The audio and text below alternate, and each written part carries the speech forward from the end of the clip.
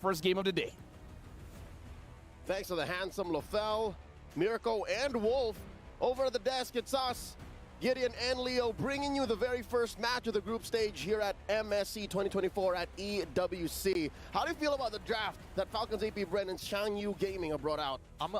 You said that really well, by the way. I just got to compliment you on that. But first, FCAP, they've got such a sexy composition, man. There's so much synergy in between the heroes themselves, and also Ogwin on the... Honestly, Tigreal so early on, I'm rather surprised to see this. But XYG's composition, hopefully they're going to be able to pull back. The Edith, I'm not 100% sure if she's going to be the target punishment for FCAP, but maybe, hopefully, we're going to see something happen in the side lanes. Here we go into the newly minted Land of Dawn for the very first matchup.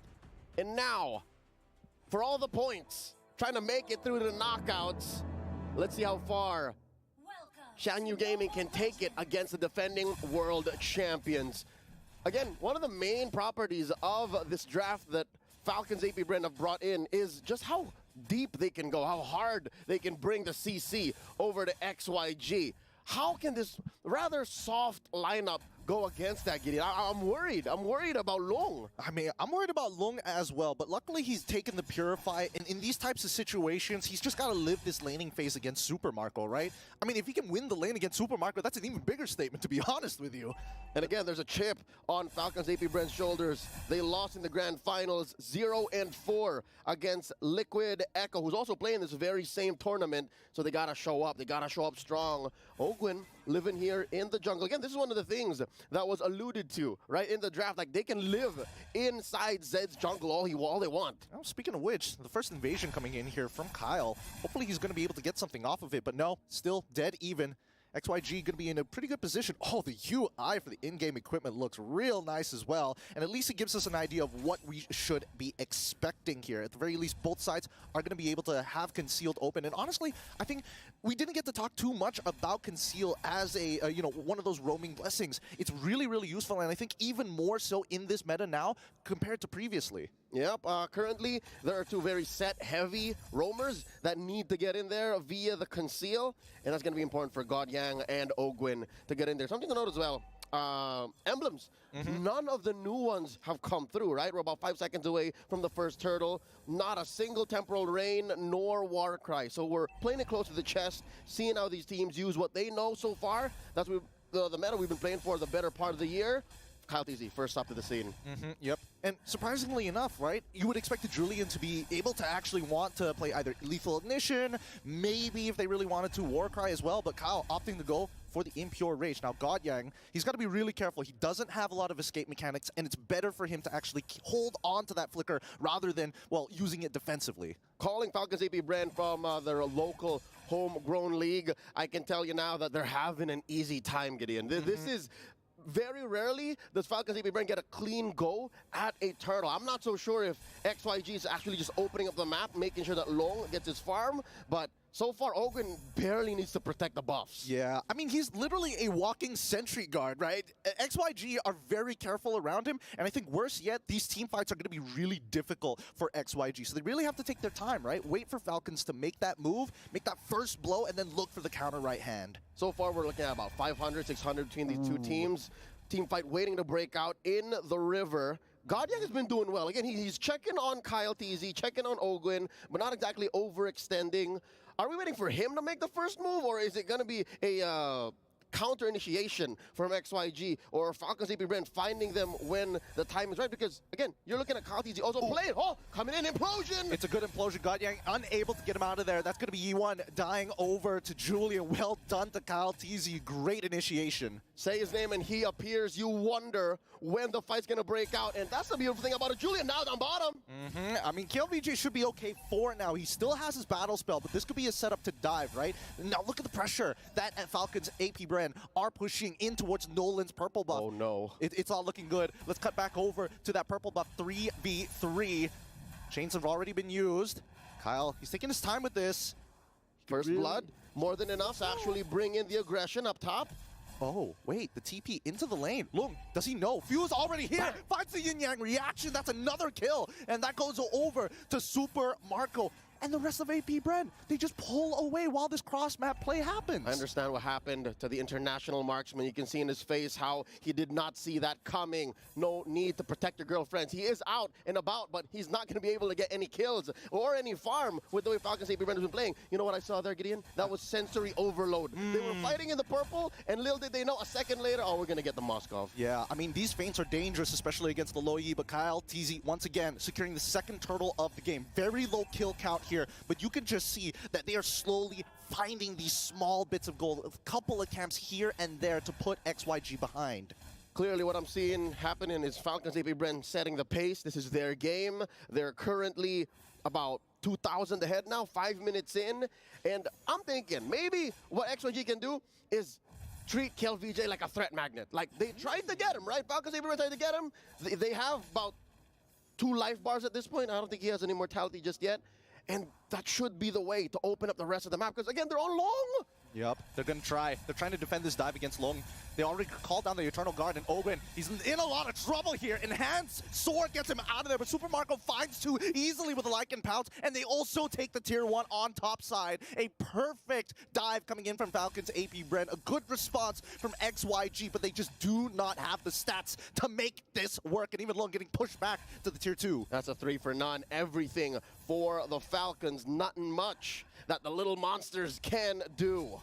I mean, Kyle, he's really feeling himself here. He's looking to get an early Holy Crystal. Oh, once again, when the wave crashes, a kill ensues. Long dives over to the yin-yang reaction, and purple buff still secure by Zed. But at this point of time, XianYou Gaming, they are slowing down. Falcons APBren, they're picking up the pace. And now, again, the aforementioned solution for KLVJ to just hunker down, he's doing that and more. He's also clearing waves in mid, because again, it's hard for Yone to even try and hold it down, because again, the dive comp that Falcons APBren have drafted here, it's just too much. Now look, Ogo's gonna try to push Kiel in.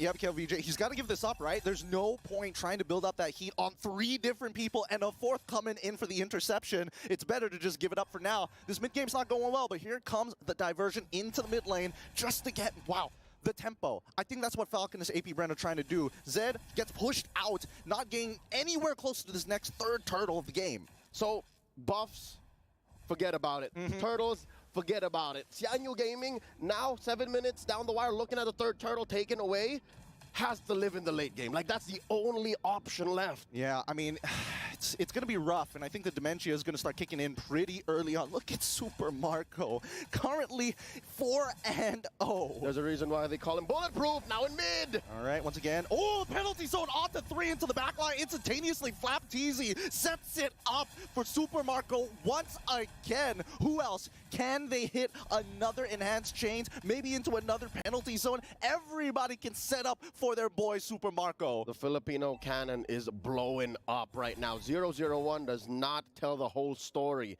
He had to push KLVJ out of that lane down bottom and tell XianYou Gaming it's not free. You try to split the map up, it's not going to be for free. And now XianYou's trapped in their own side of them. I don't even call it their own side of the map. I think they're renting from Falcons APBren at this point. They really are. And I think that at this point, XYG, they need to start counting their odds. They got to roll the dice a little bit against Falcons APBren, because if this keeps on going, that's going to be a 10K gold lead sooner rather than later. Tomato fried egg seems to be on the menu for the Falcons, and this time around, look at this. They're trapped in their own little corner for the orange. Good news is Zed got it. Bad news is it looks like Falcons is setting up for another big 2 for none, 3 for none, and then set up for the 30 seconds. Oh, here comes the implosion! Great implosion. Oh, straight away they peel him up and they find Ogwin. But now, at least with the peel, all of the help of KLVJ, they're able to get back on out of there. And this is what we were looking for from XYG, the counter right hand against Falcons APBren with big ultimates. The first costly trade for Falcons now. Zed going hunting. Yeah, he finds it, but can he finish that kill? Super Marco manages to get out Zed. He didn't want to commit 100%. All right, close call. But again, XYG is not in any shape or form to try and overextend. A win is a win, but you got to check yourself before you wreck yourself. Lord has spawned now in the upper quarter of the map. Bottom side, still relatively clean.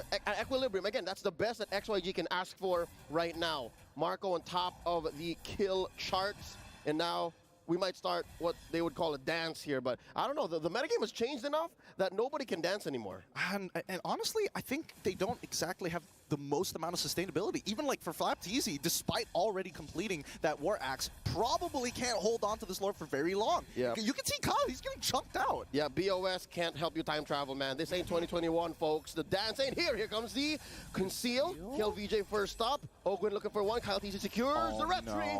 They'll take anything at this point. They got the Faraga armor, which is pretty good, but I think Falcons APBren, they're fishing right now. They're fishing for XYG, looking for any sort of advantage, but on the opposite side of the map, we are seeing that Long will be able to crash down onto a tier 1. He's working.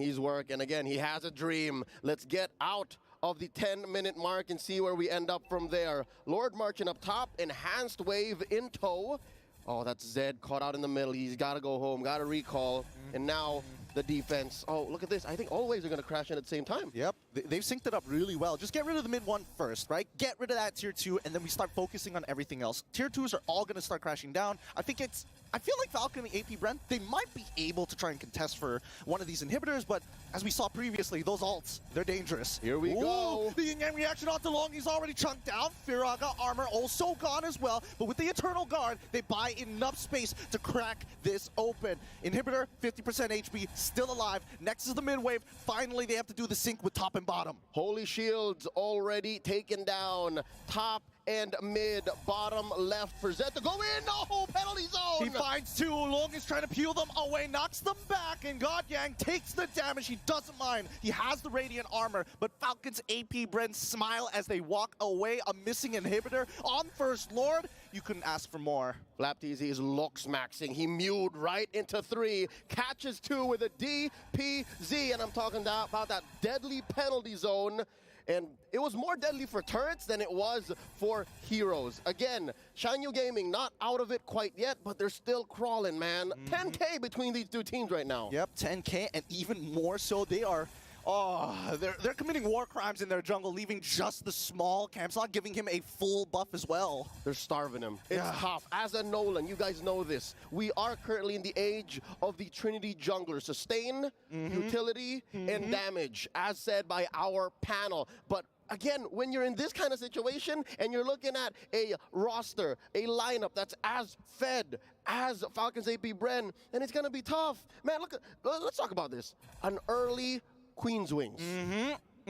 As an EXP later, I'm looking at my boy here, and I'm like, you greedy Terizla player. Pretty Sigma. That's pretty Sigma right there. It's very Sigma. I'm not gonna lie. I mean, if he goes for the brute force breastplate, hey, you know that Falcons APBren are confident to take this away. I mean, considering the engagements, right? It's giving hard dive. And now we're looking for another diversion. It's been quite a while. I'd say 5 or 6 minutes since we last saw a huge rotation that led to a big take for Falcons APBren. But this does mean XYG gets a little bit of time to breathe. But I don't know if that's enough time. No. I'd say they maybe need 5 minutes, min. I think so. Well, even with the 5 minutes, I don't think they'll be able to catch up unless they get like a full team wipe against Falcons APBren. And I think that's the scariest part for XYG, right? A single bad fight for them, that's game over. And here's what's difficult. Having seen, oh, here we go, throwing out the SOD, going home, right? Not going to force it. All right. Watching XYG's qualifiers, watching, oh, here we go! What a diversion! They didn't even see it coming! It's too late! The Eternal Guard comes down, but nothing to guard! Their marksman is already down. GodYang is forced to flicker away. And Super Marco, come on, man. Know your limits. Stay back. Keep him on the leash. Few, let me finish my sentence. But yes, great take by Falcons APBren, shocking even us in the studio. XYG's minimum or average game time is 15 minutes. How do you even expect to go longer? Yup, and that's going to be KLVJ losing all the penalties on to follow it up. They don't want them to go back into the fountain. They're going to start farming them under it as they close out this game. GG, well played. That's 1 point for Falcons APBren. They draw first blood in this 2-week-long competition in a best-of-2 against XYG. What an amazing showing by our defending world champions. Man, it's brutal. I mean, you can definitely tell that the composition from XYG, unfortunately, doesn't give them the aggression that we're looking for other than Nolan, right? We need more factors. It's tough. They spared no quarter against a developing team like XYG. Let's throw it over to our analysts as we check out the highlights.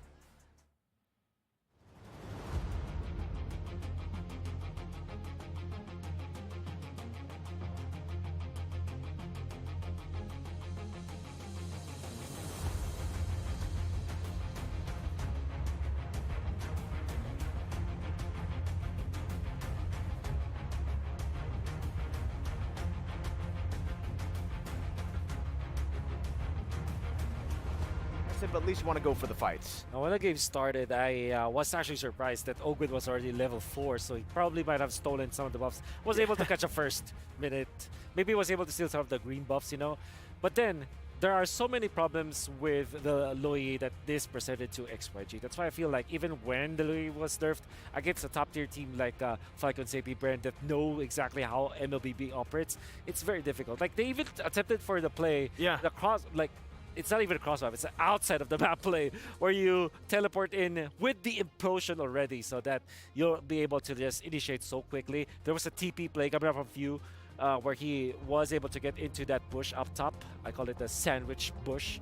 And they were able to eventually sandwich the Moskov into getting the kill in the early stages. So I think at this point in the metagame, let's not give the Lui to a team like Bren. I mean, like, what do you folks think here? Because I feel like in terms of the tempo, XYG was not ready for that tempo because we got to remember one thing that happened during the game is that they got the Lord and then XYG is like, oh, they got the Lord. And then immediately just behind him, APBren just goes in and then they get the kill. So do you think the tempo, XYG was just not ready for it? I think definitely, right? All the way from the draft, it definitely feels like XYG, they had their expectations as well as to how they could actually hold off in the early game, but the execution was a bit off. Again, they went on for the Vexana, the Edith, they needed to go for a little bit of poke at least, so even if the neutral objectives did go in favor of Falcons APBren at the start, they could, you know, try to punish them a bit more, it feels. They were super